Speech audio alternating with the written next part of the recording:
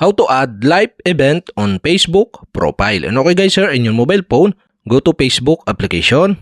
Here in Facebook homepage, go to menu on the lower right side on your screen. But if you use Android phone, you can see on the upper right side on your screen. And I use iOS, so go to menu on the lower right side on your screen. Okay, tap menu. Here in menu, go to gear icon on the upper right side on your screen. Tap the gear icon.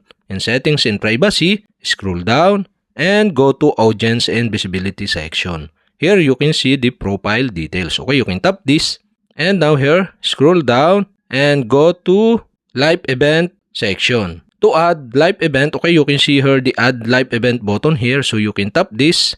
And now here, you can see the create button and tap the create button to create live event. And now here, you can see the category option here. So for my example, I add work. Here in work, you can select from this option. So for my example, new job. Here in new job, okay, you can add a workplace. So you can tap this. This is example only. Tayabas. And after that, the date, okay. So for my example, I change the day and the month and year.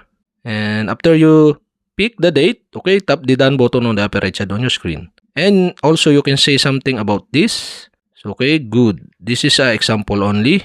And tap the done button. And also you can tag the location. You can tap location. And also you can add a photo or video of your live event.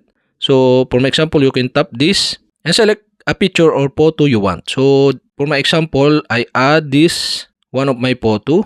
And after you select the photo, tap the done button on the upper right side. And after you create a live event, okay, tap the next button on the upper right side on your screen. And here you can share to feed.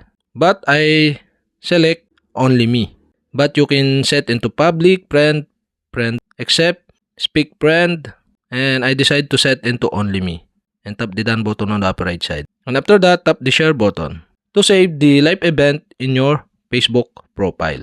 And that's it. Okay, you have successfully add live event on Facebook profile. And okay guys, if you have a question, kindly comment below. And don't forget to hit the subscribe button and the bell to notify you if I have new video. Okay, thanks for watching.